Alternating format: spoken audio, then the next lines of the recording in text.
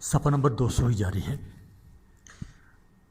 Number 1 Bengal کے مسلمان سیاسی طور پر منظم نہ تھے اور نہ اسمبلی میں ان کی کوئی سیاسی پارٹی تھی، اس لیے وہ سوراج پارٹی کا ساتھ دیتے رہے۔ 1936 میں بنگال ٹیسی بل اور دیہی پرائمری تعلیمی بل کونسل میں پیش ہوئے جو مسلمانوں کے مفاد میں تھے۔ کونسل میں بحث کے دوران سوراج پارٹی نے ان کی مخالفت اس لیے کی کہ وہ ہندو زمینداروں کے مفادات کے خلاف تھے۔ عام مسلمانوں کو اس سے بہت تکلیف پہنچی۔ بنگال میں 2 عملی حکومت ناکام رہی۔ 2 عملی حکومت 2 مرتبہ ختم کرنی پڑی۔ اس کی وجہ یہ تھی کہ صوبائی وزیر اسمبلی سے اعتماد کا ووٹ حاصل نہ کر سکے۔ سوراج پارٹ اور اس کے حمایتی کسی کو چلنے نہ دیتے تھے۔ بنگال میں پہلی مضبوط حکومت 1929 میں قائم ہوئی جو برابر کام کرتی رہی۔ 2 صوبہ سرحد۔ صوبہ کی 7% آبادی آئینی اصلاحات کی راہ میں سب سے بڑی رکاوٹ تھی۔ بڑی جدوجہد کے بعد پٹینگو چیمفورڈ اصلاحات نومبر 1932 میں صوبہ زراعت میں نافذ کی گئیں۔ اس کو واحد مسلمان وزیر صاحبزادہ عبدالقیوم خان تھے۔ اس کے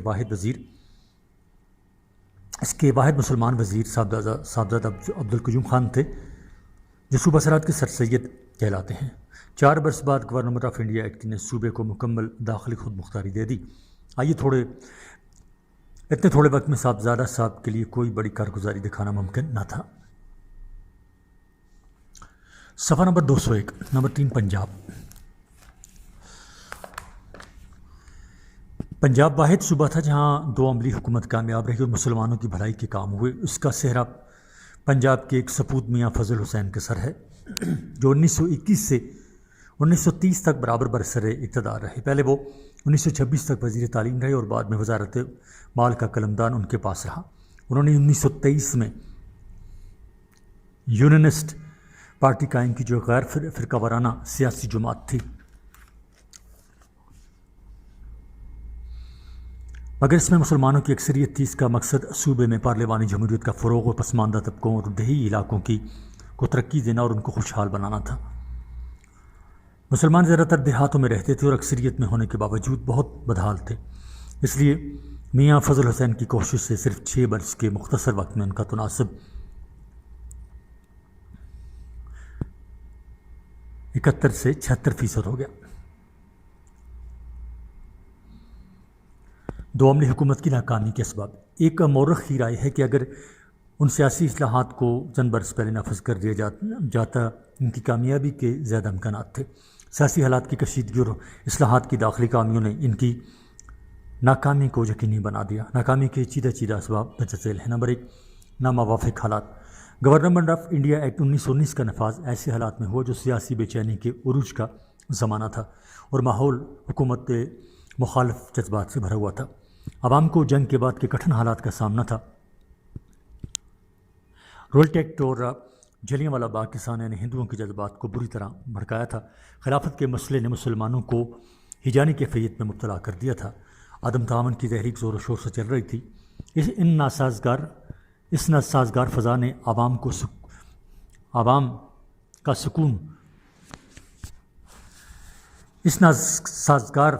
عوام کو ان اصلاحات کی افادیت پر سنجیدگی سے غور کرنے کا موقع نہ دیا۔ 2 کونسلوں کا بائیکاٹ۔ تحریک عدم تعاون میں شرکت کی وجہ سے خلافت کمیٹی اور کانگریس نے نئی کونسلوں کے بائیکاٹ کا فیصلہ کیا اور عوام سے انتخابات میں ووٹ نہ دینے کی اپیل کی، جس کا حوصلہ افزا جواب ملا۔ اس وقت برصغیر میں کل ووٹروں کی تعداد 6 لاکھ تھی۔ ان میں سے 4 لاکھ افراد نے اپنے ووٹ کا استعمال نہیں کیا۔ امیدواروں نے کاغذات نامزدگی واپس لے لیے۔ اس سے دوسرے درجے کے امیدواروں کی کامیابی کا راستہ ہموار ہو گیا۔ Number 3 Swaraj party. صفحہ نمبر 202۔ کانگریس نے کونسلوں کا بائیکاٹ کرنے کا اعلان کیا، مگر کانگریس کے گروپ نے جس میں موتی لال نہرو اور CR داس شامل تھے، اس فیصلے کی مخالفت کی۔ انہوں نے مسٹر گاندھی پر دباؤ ڈالا اور ان کو انتخابات لڑنے کی اس شرط پر اجازت دی گئی کہ اگر ان کا ضمیر مطمئن ہو تو وہ امیدوار بنیں۔ انہوں نے کونسل میں اس لیے شرکت کی تاکہ کونسلوں کے اندر رہ کر اصلاحات کو ناکام بنایا جائے۔ انہوں نے کبھی بجٹ مسترد کیا اور کبھی واک آؤٹ کا ڈرامہ رچایا۔ وہ ہر معاملے میں حکومت کی مخالفت کرتے رہے۔ نتیجہ یہ ہوا کہ وزیروں کو زیادہ سے زیادہ سرکاری ارکان کی حمایت پر بھروسہ کرنا پڑا۔ عام لوگ ان کو حکومت کا پٹھو خیال کرنے لگے۔ سوراج پارٹی کا طرز عمل ایک دکھاوا اور ڈھونگ تھا، کیونکہ بعد میں انہوں نے خود وزارتیں قبول کر لی تھیں۔ 4 مشترکہ ذمہ داری کا فقدان۔ دو عملی حکومت میں وزیر انفرادی طور پر مقرر ہوتے تھے، انفرادی طور پر کام کرتے تھے اور انفرادی طور پر برطرف کر دیے جاتے تھے۔ عام پالے نظام حکومت کے مطابق وزیروں کی مشترکہ ذمہ داری کا اصول ان پر لاگو نہ تھا، اور یہی اصول پارلیمانی نظام حکومت کی جان اور اس کی کامیابی کی ضمانت ہوتا ہے۔ اس اصول کا فقدان دو عملی حکومت کی ناکامی کی شکل میں نکلا۔ اس سبب سے یہ کہا گیا کہ ان اصلاحات کے تحت وزیر تو تھے مگر وزارتیں نہ تھیں۔ نامزد ارکان جن کی تعداد 30% تھی گورنر کے اشارے پر کام کرتے تھے۔ 5 محکموں کی غلط تقسیم۔ ایک تو حکومت کے مختلف محکموں کو 2 ہوا بند ڈبوں میں تقسیم کرنا عقل و سمجھ کا تقاضا نہ تھا۔ پھر ان محکموں کی تقسیم بھی ٹھیک طریقے سے نہ ہوئی۔ تمام آمدنی والے محکمے گورنر کی انتظامی کونسل کے ارکان کے سپرد ہوئے اور غیر اہم اور کم آمدن والے محکمے وزیروں کی تحویل میں دے دیے گئے۔ محکموں میں بھی کانٹ چھانٹ ہوئی۔ ایک محکمہ 2 حصوں میں بانٹ کر ایک انتظامی کونسل اور دوسرا حصہ وزیر کو دے دیا گیا۔ 2 محکمے جن کے باہمی تعاون کے بغیر کام نہ چلتا تھا 2 مختلف افراد کے ہاتھوں میں چلے گئے۔ نیز مالیات جیسے اہم محکمے کو گورنر نے اپنے پاس رکھ کر وزیروں کو اس کا محتاج بنا دیا۔ صفحہ نمبر 203۔ 6 گورنر کے لامحدود اختیارات۔ 2 عملی حکومت کے قیام کے باوجود گورنر حکومت کے دونوں حصوں میں لامحدود اختیارات کا مالک رہا۔ اس کے علم اور مرضی کے بغیر صوبے کا کوئی انتظامی مسئلہ طے نہ پا سکتا تھا۔ اس سے اصلاحات کا مقصد ہی فوت ہو گیا۔ وزیر آزادی اور اپنی صوابدید کے مطابق کام نہ کر سکتے تھے، بس وزیر وہی کامیاب ہو سکتے جو جی حضوری کریں۔ نمبر 7 سول سروس کا کردار۔ سول سروس کے ارکان کی تربیت آمرانہ ماحول میں ہوتی تھی۔ وہ برصغیر کو اپنی ذاتی جاگیر سمجھتے تھے اور اپنے اختیارات پر کسی قسم کی پابندی قبول کرنے پر تیار نہ تھے۔ وہ اپنی مرضی کے فیصلے کرنے کے عادی تھے۔ گورنر کا ان سے براہ راست رابطہ تھا اور ان کو انتظامی کونسل اور قانون ساز کونسل کا رکن بنایا جاتا تھا، اس لیے وہ وزیروں کی بالادستی ماننے کو تیار نہ تھے۔ سول سروس کی مخالفت اور عدم تعاون نے بھی ان اصلاحات کو ناکام بنانے میں اہم کردار ادا کیا۔ ان داخلی اور خارجی حالات کی موجودگی میں 2 عملی حکومت کی کامیابی کا کوئی امکان نہ تھا۔ اصلاحات کا تنقیدی جائزہ یعنی کریٹیکل ریویو آف ریفارمز۔ انگریز حکومت نے معاہدہ لکھنؤ کے ذریعے جب ہندوؤں اور مسلمانوں کو متفق ہوتے ہوئے دیکھا تو انگریز حکومت نے یہ کوشش کی کہ ان کے اعتماد کو توڑا جائے۔ لارڈ مانٹنگ نے 1917 میں اصلاحات کا اعلان کر کے اس مقصد میں بہت زیادہ کامیابی حاصل کر لی۔ دراصل ان اصلاحات کا یہ مقصد تھا کہ عوام کو وقتی طور پر خاموش کر دیا جائے اور ایجیٹیشن کو دبایا جائے جب تک جنگ جاری رہی، حکومت کے حالات موافق رہے۔ لیکن جیسی جنگ ختم ہوئی تو احتجاج اور جلوسوں کا ایک نیا دور شروع ہو گیا۔ اس سے پہلے کہ ان اصلاحات پر عمل ہوتا سارا برصغیر ہنگاموں اور لاقانونیت کا شکار ہو گیا۔ ہنگاموں کو دبانے کے لیے سر سڈنی رولٹ کا تجویز کردہ رولٹ ایکٹ نافذ کیا گیا تو ہنگاموں میں اور بھی شدت آ گئی، کیونکہ اس قانون کے ذریعے برصغیر کے عوام کو سیاسی سرگرمیوں کو دبانا مقصود تھا۔ کانگریس اور مسلم لیگ کے وزراء نے رولٹ ایکٹ کے خلاف شدید رد عمل ظاہر کیا۔ اس کالے قانون کے خلاف برصغیر میں ایجیٹیشن شروع ہو گیا۔ صفحہ نمبر 204۔ صوبہ پنجاب میں سب سے زیادہ زوردار تحریک چلی، جس کو دبانے کے لیے جنرل ڈائر کے حکم پر جلیانوالہ باغ میں گولی چلائی گئی، جس سے متعدد افراد ہلاک ہوئے۔ اس قسم کے سیاسی حالات میں جب مانیٹرنگ چیمپسفورڈ اصلاحات کے نفاذ کا اعلان ہوا تو عوام اور سیاسی پارٹیوں نے اس کو کوئی اہمیت نہ دی۔ مسلمانوں کی نمائندگی کرتے ہوئے مسلم لیگ کے صدر حکیم اجمل خان نے اصلاحات کو نامکمل کہا۔ قائد اعظم نے مسلم لیگ کے پلیٹ فارم سے اصلاحات کو ناکافی قرار دیا۔ صفحہ نمبر 204۔ اور مطالبہ کیا کہ زیادہ مؤثر اور بہتر اصلاحات تیار کی جائیں۔ کانگریس کی نمائندگی کرتے ہوئے گاندھی نے اصلاحات کو مایوس کن قرار دیا۔ کانگریس نے ابتدائی اصلاحات پر بہت زیادہ تنقید کی، لیکن بعد میں گاندھی کے زیر اثر کانگریس کو تعاون کا فیصلہ کرنا پڑا۔ ان اصلاحات میں اگر کوئی اچھی بات تھی بھی تو وہ مسلمانوں کو نظر نہیں آ رہی تھی، کیونکہ ان کی نظریں اس وقت خلافت پر لگی ہوئی تھیں۔ یعنی ہم کہہ سکتے ہیں کہ اس وقت برصغیر میں اصلاحات کے نفاذ کا کوئی مناسب ماحول نہیں تھا۔ برصغیر میں انتخابات کے بعد فروری 1921 کو اصلاحات پوری طرح نافذ ہو گئیں۔ 8 صوبوں میں 2 عملی کا نظام رائج ہو گیا۔ بلوچستان میں اصلاحات کو کبھی متعارف ہی نہیں کروایا گیا۔ جبکہ سندھ کا صوبہ ابھی بنا ہی نہیں تھا اور صوبہ سرحد میں یہ اصلاحات 1932 میں نافذ کی گئیں۔ دو عملی کا نظام 1921 سے 1937 تک جاری رہا اور 1935 کے ایکٹ کے عملی نفاذ کے ساتھ ہی صوبوں سے دو عملی کا نظام ختم ہو گیا۔ نئی کونسلیں اور وزارتیں اگرچہ وجود میں آ چکی تھیں، لیکن یہ گورنر جنرل اور گورنروں کے سامنے بے بس تھے۔ گورنر جنرل اور گورنروں کی مرضی کے خلاف کوئی قانون سازی نہیں ہو سکتی تھی اور کچھ امور میں تو ان سے پیشگی منظوری کی ضرورت ہوتی تھی۔ کچھ فیصلوں میں انہیں ویٹو کا حق بھی حاصل تھا۔ وہ خود بھی جو قانون بنانا چاہیے اس کو آسانی سے بنا لیتے اور ان کی پسند کا قانون نہ بنتا تو وہ آرڈیننس جاری کر دیتے۔ تمام سیاسی ادارے ان کی گرفت میں تھے۔ بظاہر جمہوری انداز اپنایا گیا تھا، لیکن عملی طور پر تمام اختیارات گورنر جنرل اور گورنروں کے پاس ہوتے تھے۔ 1921 میں جب ان اصلاحات پر عمل درآمد شروع ہوا تو مقامی سیاستدانوں کا یہ خیال تھا کہ یہ نظام آہستہ آہستہ پارلیمانی طرز اختیار کرے گا، لیکن مانیٹنگ نے اس بات کی وضاحت کر دی تھی کہ اصلاحات میں پارلیمانی انداز کی حکومت کے قیام کا کوئی تصور نہیں ہے۔ اس سے کانگریس کو بہت مایوسی ہوئی تھی، کیونکہ ان کا خیال تھا کہ اس طرح وہ حکومت کر سکیں گے۔ مجموعی طور پر یہ کہا جا سکتا ہے کہ 1919 کی یہ اصلاحات بہت زیادہ اہمیت اختیار نہ کر سکیں۔ صفحہ نمبر 205۔ جیسے کہ برطانوی حکومت کو توقع تھی، تاہم ان کی بدولت دستوری ارتقاء میں اضافہ ہوا، انتخابی عمل میں بہت زیادہ بہتری آئی اور ایک زماندارانہ حکومت کا آغاز ہوا۔ ان اصلاحات میں یہ بھی کہا گیا تھا کہ 10 سال بعد مزید اصلاحات نافذ کی جائیں گی۔ یہی وجہ تھی کہ جب 1928 میں سائمن کمیشن آیا تو ان اصلاحات کا جائزہ نئے انداز سے لیا گیا۔ ہندو مسلم فرقہ وارانہ تحریکیں، یعنی ہندو مسلم کمیونل موومنٹ۔ مسلمانوں نے اپنے دور حکومت میں ہندوؤں اور دیگر قوموں کے ساتھ رواداری، انصاف، حسن سلوک کا برتاؤ کیا۔ ان کو ہر قسم کی مذہبی، معاشرتی اور ثقافتی آزادی دی۔ اس کے باوجود ہندوؤں کو جب بھی موقع ملا وہ سر اٹھانے اور بغاوت کرنے کا کوئی موقع ہاتھ سے جانے نہ دیتے۔ اورنگزیب عالمگیر کے دور میں شیوا جی نے مرہٹوں کی قیادت کرتے ہوئے مغل افواج پر چھپ کر حملے کیے۔ 1707 میں جب اورنگزیب عالمگیر کی وفات ہوئی تو مسلم حکومت کمزور سے کمزور تر ہوتی چلی گئی۔ ہندوؤں کو جب بھی موقع ملا انہوں نے حالات سے فائدہ اٹھانے کی بھرپور کوشش کی۔ مرہٹوں نے دہلی پر قبضہ کرنے کی کوشش کی، لیکن احمد شاہ ابدالی نے ان کو پانی پت کے میدان میں شکست دی۔ اس کے باوجود مسلم حکومت مضبوط ہونے کی بجائے خانہ جنگی اور سازشوں کا شکار ہو گئی۔ ہندوؤں نے مسلم سرداروں کو آپس میں لڑا کر سیاسی مقاصد حاصل کرنے چاہے۔ یوں آہستہ آہستہ ہندوؤں کی قوت میں اضافہ ہوتا چلا گیا۔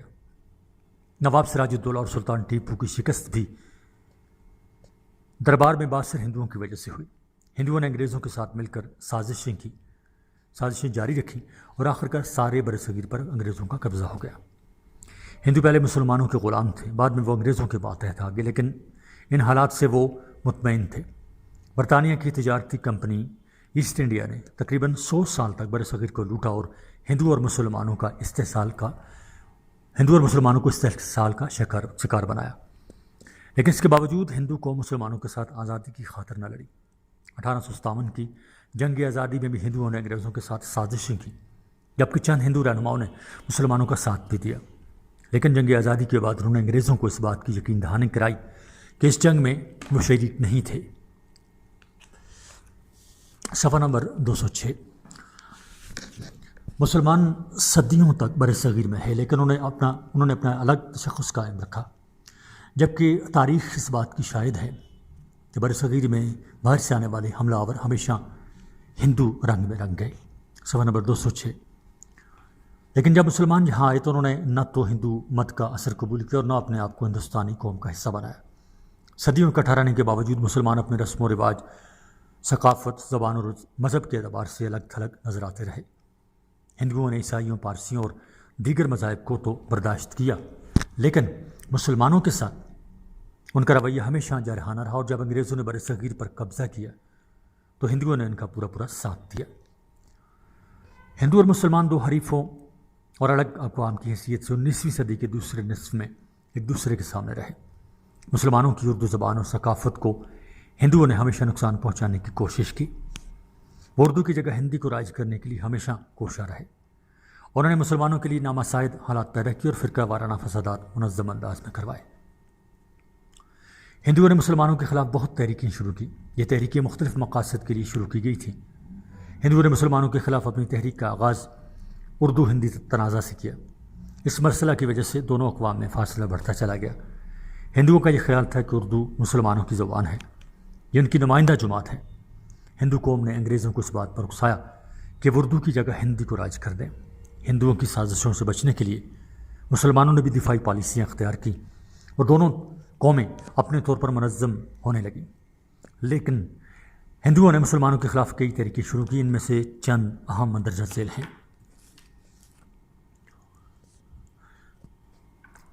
آریہ سماج. اس تنظیم کو 1877 میں دیانند سرسوتی نے قائم کیا. یہ تحریک خاص طور پر برِ صغیر کے مشرقی اور شمالی حصے میں بہت مضبوطی سے ابھری. اس کا بنیادی مقصد یہ تھا کہ ہندو ثقافت گائکی، رکشا اور ہندی زبان کو بچایا جائے. اس تحریک کو مسلمانوں کی ثقافت، زبان اور مذہب کے خلاف منظم کیا گیا. دیانند نے اپنی کتاب ستیارتھ پرکاش میں مسلمانوں کے خلاف بہت زیادہ زہر اگلا. اس کا یہ کہنا تھا کہ ہندوستان صرف ہندوؤں کا وطن ہے، اس لیے اس وطن کو مسلمانوں کے وجود سے خالی ہونا چاہیے. آریہ سماج نے مسلم دشمنی اور تعصب کی وجہ سے ہندوستان بھر میں ہندوؤں کو متاثر کیا. صفحہ نمبر 207. دیانند سرسوتی کا یہ مقصد تھا کہ مسلمانوں کو کچل دیا جائے اور ہندو مت کی اصلاح کی جائے. آریہ سماج نے ایک اور ذیلی تنظیم گیور کھشا سبھا کے نام سے بنائی اور ایک منظم مہم چلائی اور حکومت سے کہا گیا کہ وہ قانون کے ذریعے گائے ذبح پر پابندی لگائے. گیور کھشا سوسائٹی، گھیو رکشا سوسائٹی. بال گنگا دور تلک 19ویں صدی کے آخری سالوں میں اور 20ویں صدی کے ابتدائی سالوں میں ایک انتہا پسند مسلم دشمن رہنما کے طور پر ابھرا. اس کا یہ کہنا تھا کہ مسلمان ناپاک اور پلید ہیں، اس لیے ان کو برِ صغیر سے ختم کر دینا چاہیے. بال گنگا تلک تقریباً 50 سال تک ہندو مسلم تعلقات پر اثر انداز ہوتا رہا. جب انڈین نیشنل کانگریس بنی تو اس وقت یہی کہا گیا کہ یہ ایک اعتدال پسند اور برِ صغیر کے تمام فرقوں کے لیے بنائی گئی ہے. لیکن تلک نے کانگریس کو مکمل طور پر ہندوؤں کی جماعت بنانے کی کوشش جاری رکھی. بال گنگا تلک نے گائے کے تحفظ کے لیے ایک ملک کی تحریک چلائی، مسلمانوں کے خلاف مختلف سوسائٹیاں بنائیں اور مسلمانوں کے خلاف دشمنوں کو بہت زیادہ پھیلایا، جس سے ہندو تعصب کو بہت زیادہ فروغ ملا. مسلم عبادت گاہوں کے بارے میں بینڈ باجے بجائے جاتے، جس کی وجہ سے ہندو مسلم فسادات شروع ہو جاتے. بال تلک نے گاؤ رکشا سوسائٹی بنائی اور اس کی شاخیں سارے برِ صغیر میں پھیلا دیں. تلک نے ہندو مسلم دشمنی کو ہوا دینے کے لیے ہر سال ایک میلے کا انعقاد کروانا شروع کر دیا. یہ میلہ گنپتی کے نام سے گنیش دیوتا کی پوجا کے لیے لگایا جاتا.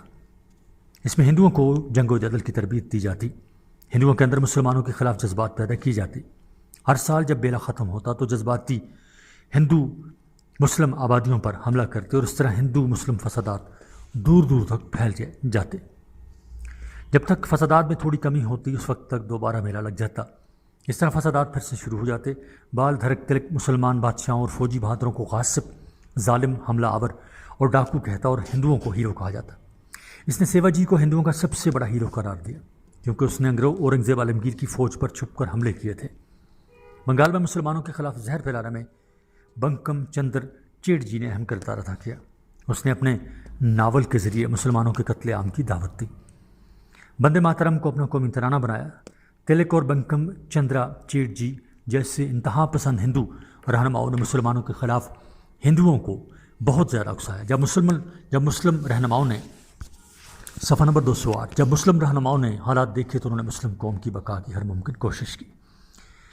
ہندو مہا سبھا برصغیر کی پہلی سیاسی جماعت انڈین نیشنل کانگریس جو 1885 میں بنائی گئی، یہ ہمیشہ اس بات کا دعویٰ کرتی تھی کہ وہ برصغیر کے تمام فرقوں کی جماعت ہے اور انہی کی نمائندگی کرتی ہے. لیکن عملی طور پر ایسا نہیں تھا. اس نے ہمیشہ ہندو مفادات کو سامنے رکھا اور صرف ان کے لیے کام کیا. اس جماعت کے ہندو رہنماؤں نے مسلم رہنماؤں مثلاً مولانا محمد علی جوہر، مولانا ابوالکلام آزاد، مولانا حسرت موہانی اور دیگر رہنماؤں کو اپنے مقاصد کے لیے استعمال کیا. جب تک کانگریس مسلمانوں کو دھوکہ دیتی رہی اس وقت تک تو ہندو مطمئن رہے. لیکن جب خلافت تحریک کے بعد گاندھی کا اصل چہرہ سامنے آیا تو مسلمانوں نے ان پر بھروسہ کرنا چھوڑ دیا. ہندوؤں نے ایک نئی سیاسی جماعت ہندو مہا سبھا کے نام سے قائم کی. یہ 1921 میں قائم کی گئی اور اس کا مرکز بنارس تھا۔ یہ کٹر ہندو فرقہ پرست تنظیم تھی اور منموہن مایویاس اس کا بانی تھا۔ یہ جماعت برصغیر کے تمام صوبوں تک پھیل گئی۔ شروع میں اس کے مقاصد یہ تھے کہ ہندوؤں کی فلاح و بہبود کے لیے کام کیا جائے، لیکن جلد ہی اس نے مسلم دشمنی شروع کر دی۔ اس جماعت نے کانگریس پر بھی اثر انداز ہونے کی کوشش کی۔ جب بھی کانگریس اور مسلم لیگ کے درمیان حقوق اور تحفظات کے حوالے سے کوئی بات ہوتی تو مہاسبھا اس پر اثر انداز ہوتی۔ اس جماعت نے ہمیشہ مسلمانوں کو حملہ آور کہہ کر پکارا اور مزید یہ کہا کہ ہندوستان صرف ہندوستانیوں کا ملک ہے اور یہاں پر مسلمانوں کی کوئی گنجائش نہیں ہے۔ یہ جماعت دراصل کانگریس کا ایک دوسرا رخ تھا۔ یہ ہمیشہ مسلمانوں کی جداگانہ انتخاب کی مخالفت کرتی رہی۔ تحریک پاکستان کے دوران اس جماعت نے مسلم لیگ کے راستے میں بہت سی مشکلات پیدا کی، جس سے ہندوؤں کی ذہنیت کھل کر سامنے آئی۔ صفحہ نمبر 208 جاری ہے۔ شدھی تحریک۔ شدھی کے لفظی معنی پاک کرنے کے ہیں۔ اس تحریک کو آریہ سماج کے تحت ہندوؤں نے شروع کیا تاکہ مسلمانوں کو دوبارہ سے ہندو بنایا جائے۔ اس تحریک کا بانی سوامی شردھانند تھا۔ اس کے علاوہ دیگر بہت سے رہنماؤں نے اس تحریک میں زور و شور سے حصہ لیا، یہاں تک گاندھی بھی اس تحریک کا حامی تھا۔ اس تحریک کے قائدین نے کہا کہ شدھی ہی ہندوستان کے سیاسی اور معاشرتی مسائل کا حل ہے، کیونکہ جب سب لوگوں کو دوبارہ سے ہندو مت میں شامل کر لیا جائے گا تو پھر آزادی کا مسئلہ خود بخود ختم ہو جائے گا۔ شدھی تحریک کے بڑے رہنماؤں نے جنگ عظیم اول کے دوران تحریک عدم تعاون اور دوسری تحریکوں میں حصہ لیا۔ صفحہ نمبر 209۔ اس وقت ہندو مسلم اتحاد کا مظاہرہ کیا گیا، یہاں تک کہ شردھانند کو مسلمان شاہی مسجد دہلی کے جلسہ عام میں لے گئے اور وہاں اسے خطاب کرنے کا اعزاز بخشا۔ لیکن جب وہ باہر آیا تو اس نے مسلمانوں کے خلاف تحریک کا آغاز کر دیا۔ 1924 کے بعد سوامی شردھانند نے مسلمانوں کو ان کے مذہب کو نفرت اور تنقید کا نشانہ بنایا۔ مسلمانوں کو ہندوستان سے باہر نکالنے کے لیے اس نے مختلف کارروائیاں شروع کی۔ جگہ جگہ پر فسادات ہوئے، مسلمانوں کا قتل عام کیا گیا۔ یہ فسادات برصغیر کے طول و عرض میں پھیل گئے اور ایک طویل عرصے تک جاری رہے۔ لارڈ آرون نے قانون ساز اسمبلی میں 1927 میں تقریر کرتے ہوئے بتایا کہ ہندو مسلم فسادات میں 250 سے زیادہ لوگ قتل ہوئے۔ شدھی کی تحریک بہت زیادہ شدت اختیار کرتی چلی گئی، یہاں تک کہ مسلمانوں کو زبردستی پکڑ کر شدھ کرنے کا عمل دہرایا جاتا، جس کے مطابق انہیں گوبر، گائے کا پیشاب، مکھن اور دودھ کا آمیزہ تیار کر کے کھلایا جاتا۔ اس کو پچتن کہا جاتا تھا۔ اس عمل کے بعد یہ سمجھا جاتا تھا کہ وہ دوبارہ سے ہندو مت میں شامل ہو گئے ہیں۔ غریب مسلمانوں کو دولت کا لالچ دے کر ہندو بنایا گیا۔ ان حالات میں مسلم علماء کرام نے شدھی کا مقابلہ کرنے کے لیے تحریکیں شروع کی۔ اس کے نتیجے میں شدھی کا زور کم ہو گیا۔ مسلمانوں کو دبانے کے لیے شدھی تحریک کے تحت ہر ممکن کام کرنے کی کوشش کی گئی، یہاں تک کہ ابلاغ عامہ کے ذریعے ہندوؤں نے نفرت اور تعصب کو ہوا دی۔ مسلمانوں کے خلاف ہندوؤں کے جذبات کو بھڑکایا گیا۔ اس طرح بھیانک فسادات شروع ہو گئے۔ انہی دنوں میں ایک اخبار تج دہلی میں ایک نظم شائع ہوئی جس میں مسلمانوں کو سرے سے ختم کرنے کا پیغام دیا۔ اس نظم کے چند شعر اس طرح تھے: کام شدھی کا کبھی بند نہ ہونے پائے، بھاگ سے وقت یہ قوموں کو ملا کرتے ہیں۔ ہندوؤں تم میں ہے گر جذبہ ایمان باقی، رہ نہ جائے کوئی دنیا میں مسلمان باقی۔ ان بہت سخت حالات کا مسلمان سامنا کر رہے تھے، لیکن اس کے باوجود وہ ثابت قدم رہے اور ہندوؤں کی سرگرمیوں کا ڈٹ کر مقابلہ کیا۔ صفحہ نمبر 210۔ سوامی شردھانند نے اپنی تحریروں میں اسلام اور نبی کریم صلی اللہ علیہ وسلم کی ذات اقدس پر بہت زیادہ حملے کیے۔ اس پر ایک غازی عبدالرشید نے شردھانند کو گولی مار کر موت کے گھاٹ اتار دیا۔ اس کے قتل کے بعد فسادات بہت تیزی سے پھیل گئے۔ ہندو تنظیموں نے مسلمانوں کو نقصان پہنچانے میں کوئی کسر نہ اٹھا رکھی۔ وہ ایک سوچے سمجھے منصوبے کے تحت کام کر رہی تھی، لیکن مسلمانوں نے ان کا مقابلہ کرنے کی پوری کوشش کی۔ سنگٹھن تحریک۔ برصغیر میں ہندو رہنماؤں نے اس بات کا فیصلہ کیا تھا، صفحہ نمبر 210 جاری ہے، کہ مسلمانوں کو اتنا زیادہ تنگ کیا جائے کہ وہ اس سرزمین کو ہی چھوڑ جائیں۔ لہٰذا انہوں نے شدھی کے ساتھ ایک نئی تحریک سنگٹھن کے نام سے شروع کر دی۔ سنگٹھن کے لفظی معنی متحد ہونے کے ہیں، یعنی متحد ہو کر حملہ کیا جائے۔ اس تحریک کے بنیادی مقاصد یہ تھے: نمبر 1، ہندو قوم میں قومیت اور وحدت کے جذبات پیدا کی جائیں۔ 2، ہندو قوم کو نیم فوجی سطح پر منظم کرنا تاکہ فرقہ وارانہ فسادات میں مسلمانوں کے خلاف مناسب کارروائی کی جا سکے۔ 3. سنگٹن کے ذریعے ہندوؤں کا آپس میں اتحاد قائم کرنا اور مختلف ذاتوں کے درمیان جو نفرت پائی جاتی تھی اس کو ختم کرنا. سنگٹن تحریک کے بانیوں میں لالا بردیال، ڈاکٹر مونجے مدن موہن مالوبا شامل تھے. ان رہنماؤں نے ہندو نوجوانوں کو مسلم دشمنی کے لیے تیار کیا. اس تحریک کی شاخیں ہر شہر میں کھولی گئیں. ہندوؤں کو اس بات کا احساس دلایا گیا کہ 7 کروڑ مسلمان 22 کروڑ ہندوؤں کے لیے مشکلات پیدا کریں گے، لیکن اس سے پہلے بھی کہ وہ ایسا کریں ان کو ختم کر دینا چاہیے. سنگٹن کے تحت مسلمانوں پر حملے کیے گئے. یہ حملے باقاعدہ منصوبہ بندی سے کیے جاتے، ان کو قتل کیا جاتا اور ان کی جائیدادیں جلا دی جاتی. اس تحریک کو بہت زیادہ جوش و خروش کے ساتھ 1923 میں شروع کیا گیا. انگریز حکومت نے ہندوؤں کے کہنے پر موپلا مسلمانوں کے خلاف جہرانہ کروائیاں کی. اس کے جواب میں موپلا مسلمان بھی انتقام پر اتر آئے اور ہندوؤں کے خلاف کی تلوار اٹھا لی. وہ حکومتوں اور ہندوؤں کے خلاف ڈٹ گئے، لیکن انگریزوں کے پاس جدید ہتھیاروں کی وجہ سے وہ بے بس ہو گئے. موپلوں پر ہونے والے مظالم کے بارے میں جب دوسرے علاقوں کے لوگوں کو پتہ چلا تو فرقہ وارانہ فسادات مزید پھیل گئے اور برصغیر کو اپنی لپیٹ میں لے لیا. صفحہ نمبر 211. ان حالات میں مسلمان رہنماؤں نے ہندو مسلم اختلافات ختم کرنے اور فسادات کو روکنے کے لیے مختلف اقدامات کیے. اس میں مولانا محمد علی جوہر نے اہم کردار ادا کیا، لیکن کانگریس اور گاندھی نے مسلمانوں کو مایوس کیا. مولانا محمد علی جوہر اور ان کے ساتھیوں کو بہت مشکلات کا سامنا کرنا پڑا. شدئی اور سنگٹن کی وجہ سے دونوں قوموں کے درمیان بہت زیادہ نفرت پیدا ہوئی. صفحہ نمبر 211 ہی جاری ہے. ہندوؤں نے مسلمانوں کی معاشرتی زندگی کو اجیرن بنا دیا. مسلمان قوم کو گھٹیا دکھانے کے لیے ان کو چور، ڈاکو، بردہ فروش اور سماج دشمن کہا گیا. مسلم قوم کو بدنام کرنے کے لیے منظم مہمات شروع کی گئیں. انگریزوں کو مسلمانوں کے خلاف ابھارا. فرقہ وارانہ تنظیموں نے ہندوؤں کو ذہنی طور پر تیار کیا کہ وہ اپنی ہندو ریاست کے قیام کے لیے کوشش کریں. ان تنظیموں نے مزید یہ کہا کہ مسلمانوں کے لیے ہندوستان میں کوئی جگہ نہیں ہے، یا تو وہ شدی ہو جائیں یا پھر مرنے کے لیے تیار ہو جائیں. گاندھی نے اپنی تقریروں میں شدی کے حق میں دلائل دیے. مسلمان رہنماؤں نے جب جنگ عظیم اول کے دوران گاندھی سے مکمل تعاون کیا اور اس کی تحریک عدم تعاون میں حصہ لیا، مسلمان قوم کو گاندھی کے ساتھ دینے کے لیے آمادہ کیا گیا. جنگ کے خاتمے پر جب گاندھی نے دیکھا کہ اب وہ مزید مسلمانوں کو بلیک میل نہیں کر سکتا تو اس نے مسلم رہنماؤں سے مشورہ کیے بغیر اپنی تحریکوں کو ختم کر دیا، کیونکہ اب اسے مسلمانوں کی ضرورت نہیں رہی تھی. اس نے مسلمان قوم کو بدنام کرنا شروع کر دیا. گاندھی نے اپنی ایک تقریر میں اس طرح کہا کہ ہندو بزدل ہے اور مسلمان فساد کرنے والا. مولانا محمد علی جوہر جو ہندو مسلم اتحاد کے لیے کام کر رہے تھے، انہوں نے جب گاندھی کے اس بیان کو سنا تو انہوں نے ہندو مسلم اتحاد کی کوششوں کو ختم کر دیا. اس طرح فرقہ واریت کا سیر پھیلتا چلا گیا. اس میں ہندو رہنماؤں نے ہندوؤں کو بھڑکانے کا کوئی موقع ہاتھ سے نہ جانے دیا.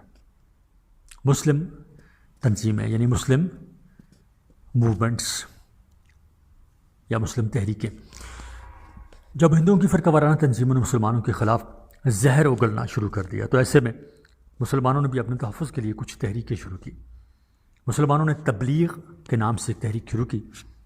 مولانا الیاس دہلوی نے اس تحریک کے لیے بہت زیادہ کام کیا. دارالعلوم دیوبند میں بھی تبلیغ کا شعبہ شروع کیا گیا اور ہندوؤں کی سرگرمیوں کا ڈٹ کر مقابلہ کیا گیا.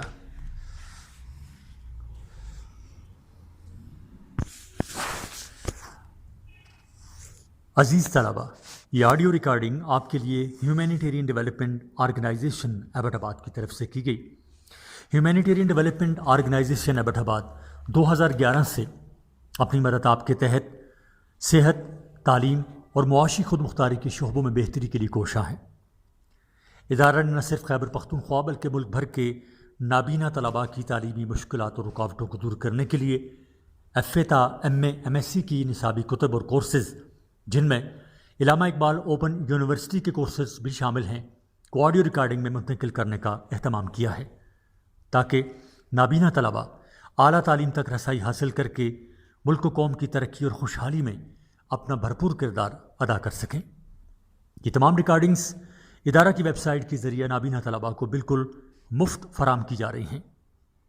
ہیومینیٹیرین ڈیولپمنٹ آرگنائزیشن ایبٹ آباد، ویب سائٹ HDORG.net، ای میل HDOATD@gmail.com، کانٹیکٹ نمبر 03459541 یعنی 0345 9541 838۔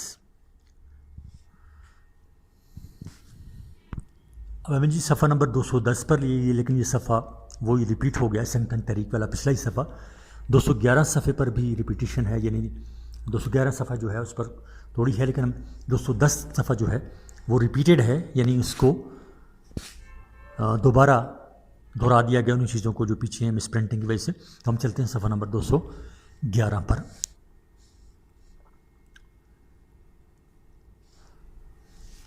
211 جو ہے وہ بھی ریپیٹڈ ہے، موسٹلی زیادہ تر صفحہ جو ہے وہ ٹوٹل ریپیٹڈ ہے۔ ہم چلتے ہیں صفحہ نمبر 212 پر۔ تاکہ شدئی کا جواب دیا جائے کہ مسلمان مبلغین نے جلسے منظم کیے اور لوگوں کو اپنے مذہب پر قائم رہنے کے لیے آمادہ کیا۔ اس تنظیم کا مرکز امبالہ شہر تھا۔ اس کے علاوہ مسلمانوں نے سنگٹن کا مقابلہ کرنے کے لیے تنظیم بنائی۔ اس کے بانی ڈاکٹر سیف الدین کچلیو تھے۔ علی برادران نے اس کی حمایت نہ کی کیونکہ وہ فرقہ وارانہ فضا کو بدلنا چاہتے تھے۔ ڈاکٹر سیف الدین اور ان کے ساتھیوں نے جسمانی تربیت اور انہیں دفاعی تقاضوں کے لیے تیار کرنے کا ایک وسیع پروگرام بنایا۔ بہت سے شہروں میں تنظیم کی سرگرمیاں شروع ہوئیں۔ مسلمان رضاکارانہ طور پر اس کے لیے تیار ہوئے۔ جمعیت العلماء ہند نے بھی اس کی سرگرمیوں کی حمایت کی۔ فرقہ پرست ہندوؤں نے مسلمانوں کے مذہب اور نبی کریم صلی اللہ علیہ وسلم کی ذات پر ناروا حملے کرنا شروع کر دیے۔ لاہور کے ہندو ناشر راجپال نے کتاب لکھی جس میں رسالت مآب کے متعلق دل آزار باتیں لکھی۔ مسلمانوں نے ہائی کورٹ لاہور میں مقدمہ دائر کر دیا، لیکن راجپال کو بری کر دیا گیا۔ علماء نے راجپال کے خلاف تحریک چلائی۔ ایک مسلمان غازی علم الدین نے راجپال کو قتل کر دیا، جس کے جرم میں ان کو پھانسی دے دی گئی۔ شدئی اور سنگٹن کی تحریک عوامی شردہانت نے شروع کی اور اس نے مسلمانوں کے وجود کو ختم کرنے کا تہیہ کر لیا۔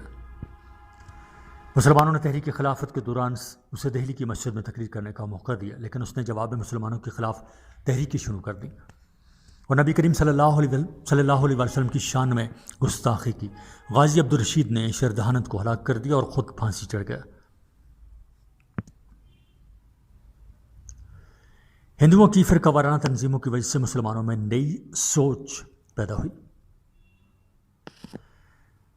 20ویں صدی کے دوسرے عشرے میں فرقہ وارانہ فسادات کی وجہ سے دونوں قوموں کے درمیان فاصلے بڑھتے چلے گئے۔ علی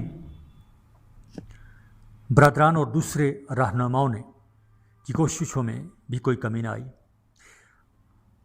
لیکن ان کی کوششیں کوئی کام نہ آئیں۔ فرقہ وارانہ فسادات کی شدت 1926 سے 27 تک جاری رہی اور جب سائمن کمیشن کی آمد کا اعلان کیا گیا تو پھر حالات تبدیل ہو گئے۔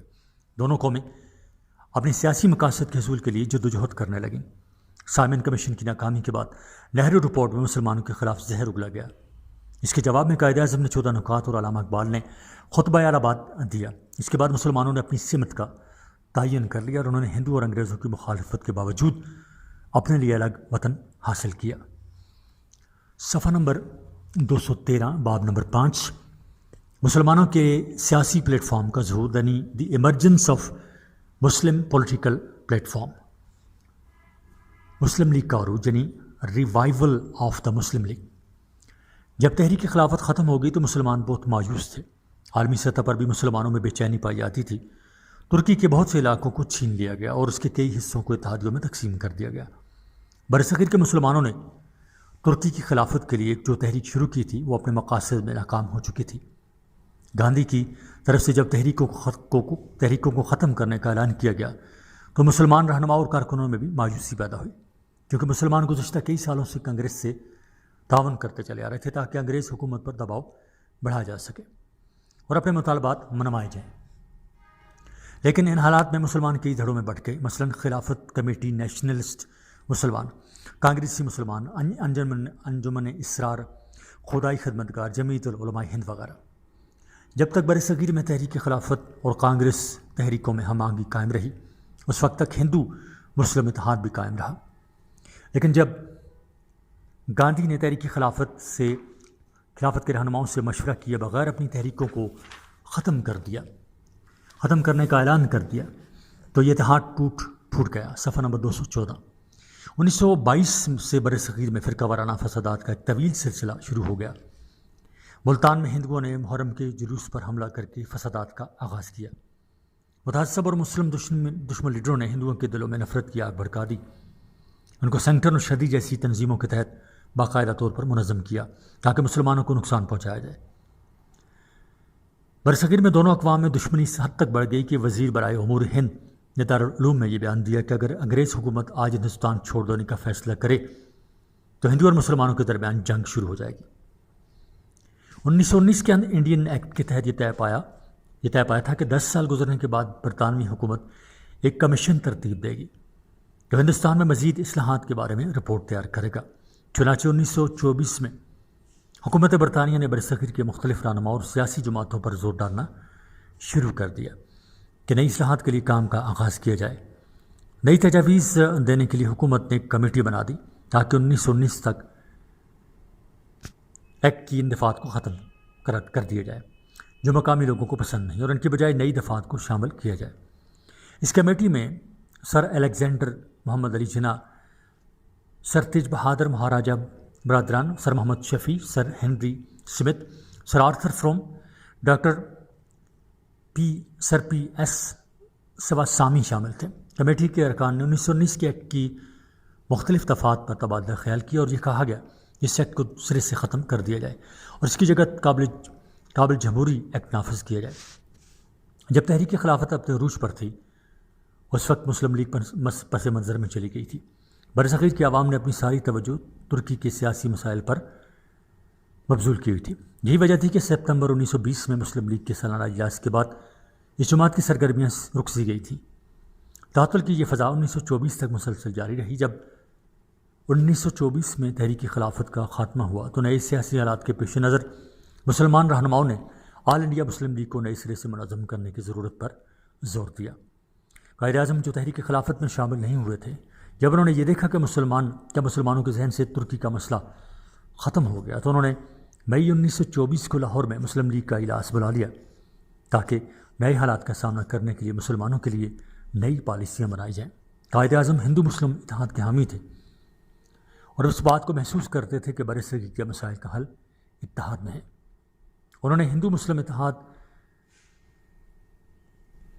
پر زور دیتے ہوئے فرمایا کہ ہندوستان میں غیر ملکی حکومت کا آغاز اور اس کا جاری رہنا محض اس سبب سے ہے کہ ہندوستان کی قومیں بالخصوص ہندو اور مسلمان متحد نہیں ہیں۔ صفحہ نمبر 215۔ جس دن ہندو اور مسلمان متحد ہو جائیں گے ہندوستان کو نو آبادی کے درجے کی ذمہ دار حکومت مل جائے گی۔ اس اجلاس میں مسلم مطالبات کا جو نیا فارمولہ منظور کیا گیا وہ میاں فضل حسین کا مرتب کرتا تھا۔ اس میں مطالبہ کیا گیا کہ الف برصغیر میں وفاقی طرز حکومت قائم کی جائے، صوبوں کو مکمل صوبائی خود مختاری حاصل ہو، بقیہ اختیارات صوبوں کے پاس رہیں، مرکزی حکومت کو صرف دو اختیارات سپرد کی جائیں جو عمومی اور مشترکہ مفاد سے متعلق ہوں۔ ب صوبوں کی نئی حد بندی کی صورت میں بنگال، پنجاب اور صوبہ سرحد کی مسلم اکثریت برقرار رہے۔ جیم جداگانہ طریقہ انتخاب برقرار رکھا جائے، لیکن اگر کوئی فرقہ چاہے تو مخلوط طریقہ انتخاب اختیار کر سکتا ہے۔ دال تمام انتخابی اداروں میں ہر فرقہ کو نمائندگی آبادی کے لحاظ سے دی جائے، تاہم بہت چھوٹی اقلیتوں کو خاص رعایت اس طرح دی جائے کہ کوئی اکثریت اقلیت یا مساوات میں تبدیل نہ ہو جائے۔ دال رے اگر کسی قرارداد یا بل کے کسی حصے کی کسی قوم کے 3/4 ارکان کونسل مخالفت کریں تو وہ منظور نہ کیا جائے۔ سین صوبہ سرحد میں آئینی اصلاحات کا نفاذ کیا جائے۔ اس فارمولے سے مسلمانوں کے سیاسی حقوق کا تحفظ اس طرح ہو جاتا تھا کہ مسلمان برصغیر کے ہر حصے میں اقلیت میں نہ تھے، لہذا صوبائی خود مختاری کے ذریعے اس بات کا بندوبست ہو سکتا تھا کہ انگریز سے منتقل ہونے والے اختیارات کو ہندوؤں اور مسلمانوں کے درمیان اس طرح تقسیم کیا جائے کہ دونوں کے درمیان توازن قائم رہے۔ اس مطالبے سے سرحد سمیت خود مختار مسلمان صوبوں کی تعداد 3 ہو جاتی تھی اور پنجاب اور بنگال کی کونسلیں مسلمانوں کو اکثریت حاصل ہو جاتی تھی۔ قائد اعظم نے 1924 میں قرارداد منظور کروائی تھی، اس پر ملا جلا رد عمل سامنے آیا، تاہم آئینی اور سیاسی مسائل پر بحث ہوتی رہی۔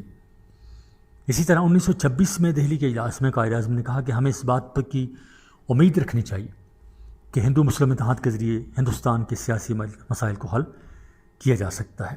قائد اعظم نے ہندو مسلم اتحاد کی کوششوں کو جاری رکھا۔ انہوں نے 1927 میں دہلی کے ایک ہوٹل میں برصغیر کے اہم سیاسی رہنماؤں کو بلایا اور انہیں ہندو مسلم اتحاد کی ضرورت کے حوالے سے بتایا۔ اس اجلاس میں 30 مسلمان رہنما شریک ہوئے، جن میں عام شخصیات درج ذیل تھیں: مولانا محمد علی جوہر، سر محمد شفیع، سر عبدالرحیم مفتی کفایت اللہ، راجہ صاحب آف محمود آباد، ڈاکٹر انصاری، سر علی امام، عبد المتین چودھری وغیرہ وغیرہ۔ قائد اعظم نے سنوس سے مل کر برصغیر کے لیے کسی ایسے حل کی تلاش کے لیے مذاکرات کیے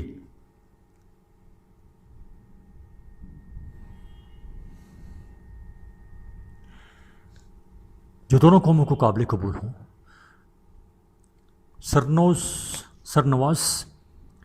سرنواس اور قائد اعظم دونوں چاہتے تھے کہ ہندو اور مسلمانوں کے درمیان کشیدگی ختم ہو جائے، صفحہ نمبر 216، اور ایک بار پھر ان کے درمیان اتحاد پیدا ہو جائے۔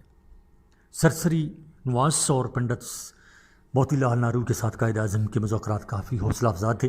قائد اعظم نے مسلمان رہنماؤں سے بھی مذاکرات کیے اور انہیں اس بات پر قائل کرنے کی کوشش کی اگر مسلمان جداگانہ طریقہ انتخاب ترک بھی کر دیں تب بھی ان کے مفادات کو کوئی نقصان نہیں پہنچے گا۔ اس اجلاس میں جداگانہ انتخاب کو چھوڑنے پر آمادگی کا اظہار کیا گیا، لیکن اس کے لیے ضروری تھا کہ کانگریس مسلمانوں کے دیگر مطالبات کو تسلیم کرے۔ مسلم تجاویز دہلی مسلم پروپوزلز۔ 1924 سے 1926 تک مسلم لیگ نے مسلسل 3 سال اپنے سالانہ اجلاسوں میں ہندو مسلم تنازع کے حل کی اہمیت پر زور دیا،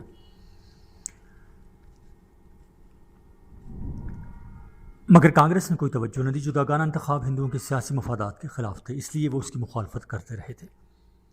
مرکزی اسمبلی کے بجٹ سیشن کے موقع پر پنڈت موتی لال نہرو نے قائد اعظم سے کہا کہ اگر مسلمان جداگانہ انتخاب کا حق چھوڑ دیں تو وہ ان کے بقیہ تمام مطالبات کانگریس سے منوا سکتے ہیں۔ قائد اعظم کا ذاتی خیال یہ تھا کہ مسلمانوں کی حفاظت اور ان کے اطمینان کا بندوبست جداگانہ انتخاب کے بغیر بھی ہو سکتا ہے۔ چنانچہ اس پیشکش کی اہمیت کا خیال رکھتے ہوئے انہوں نے 30 بڑے بڑے مسلمان لیڈروں کا ایک اجلاس دہلی میں بلایا۔ ان میں مولانا محمد علی جوہر، نواب اسماعیل خان، میاں محمد شاہ نواز، مولوی محمد شفیع داؤدی، عبد المتین چودھری، سر عبدالرحیم، عبداللہ مامون سہروردی اور نواب ذوالفقار علی خان شامل تھے۔ اس اجلاس نے کافی غور و فکر کے بعد 20 مارچ 1927 کو اپنی تجاویز کا اعلان کیا، جو تاریخ میں دہلی مسلم تجاویز کے نام سے یاد کی جاتی ہیں۔ اس اجلاس میں مسلم رہنماؤں نے قائد اعظم کی درج ذیل تجاویز کو منظور کر لیا تاکہ ہندوؤں اور کانگریس سے تعاون کی راہیں نکل آئیں۔ نمبر 1، سندھ کو بمبئی سے الگ کر دیا جائے اور ایک نیا صوبہ بنا دیا جائے۔ 2، دوسرے صوبوں کی طرح شمال مغربی سرحدی صوبہ اور بلوچستان میں بھی اصلاحات نافذ کی جائیں۔ 3، صوبہ بنگال اور صوبہ پنجاب کی قانون ساز اسمبلیوں میں مسلمانوں کو ان کی آبادی کے تناسب سے نمائندگی دی جائے۔ 4، صفحہ نمبر 217، مسلمانوں کو ہندو اکثریت والے صوبوں میں ان کی آبادی کے تناسب سے زیادہ نشستیں دی جائیں۔ اس کے بدلے میں مسلمان ہندوؤں کو مسلم اکثریتی صوبوں میں ایسی ہی سہولت دینے کو تیار ہو گئے۔ 5، مرکزی اسمبلی میں مسلمان نشستوں کی تعداد 1/3 سے کم نہ ہو۔ 6، اگر ان پہلی 5 تجاویز کو مجموعی طور پر مان لیا جائے تو مسلمان جداگانہ انتخاب کے طریقے کی بجائے مخلوق طریقہ اپنانے کے لیے تیار ہیں۔ 7، ان تجاویز کو یا تو کلی طور پر مان لیا جائے یا پھر ان کو بالکل مسترد کر دیا جائے۔ یہ تجاویز نہایت معقول اور جائز تھیں۔ اس سے ہندوؤں کا مطالبہ بھی پورا ہو جاتا تھا کہ مسلمان جداگانہ انتخاب ترک کر دیں، اور اس کے ساتھ مسلمان صوبوں میں بھی وہی آئینی اصلاحات نافذ ہو جاتی جو ہندو صوبوں میں رائج تھیں۔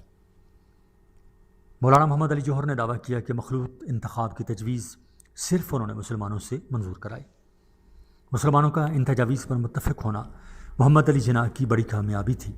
وہ اپنی فراست اور تدبر سے تمام مسلمانوں کو ایک پلیٹ فارم پر لائے اور آئندہ دستوری اصلاحات کی نسبت ایک مشترکہ پالیسی منظور کرانے میں کامیاب ہوئے تھے۔ انہوں نے ان تجاویز کو ایک یادداشت کی صورت میں ان پر مرکزی اسمبلی کے 28 مسلمان اراکین کے دستخط کرا کے گاندھی کے پاس بھیجا۔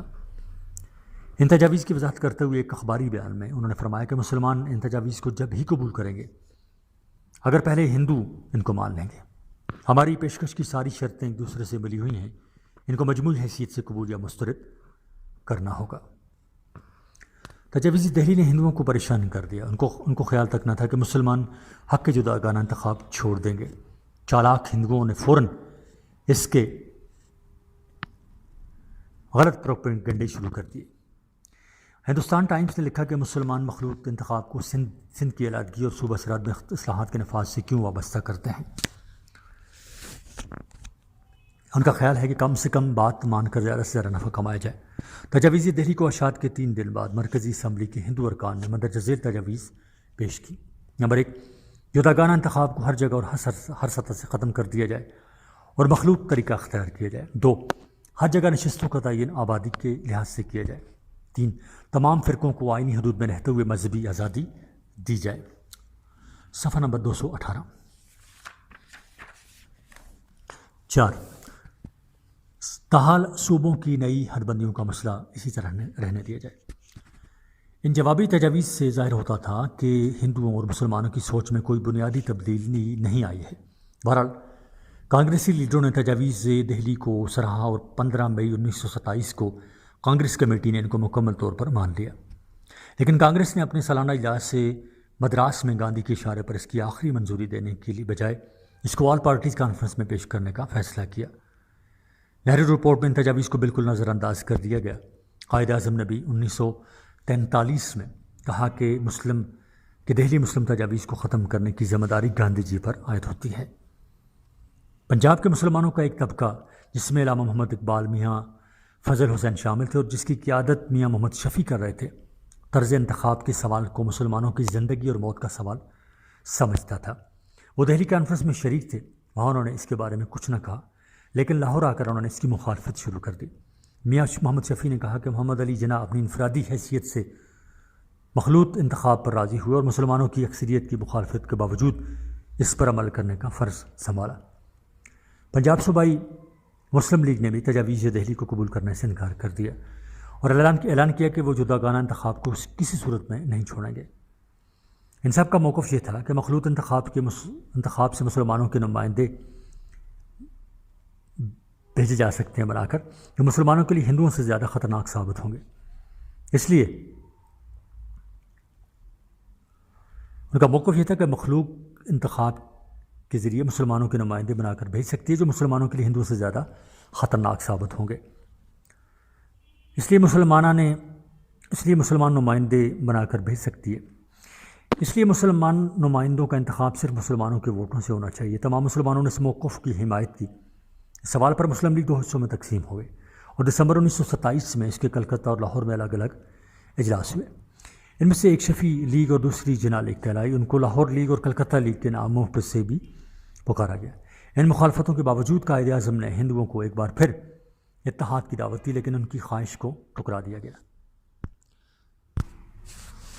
سائمن کمیشن کی آمد، یعنی ارائیول آف سائمن کمیشن. اس وقت برصغیر میں تمام سیاسی جماعتیں حکومت سے اس بات کا مطالبہ کر رہی تھیں کہ ان کی توقعات کے مطابق اصلاحات نافذ کی جائیں، کیونکہ 1919 کے ایکٹ میں جو نظام رائج کیا گیا تھا اس سے کوئی بھی سیاسی جماعت خوش نہیں تھی.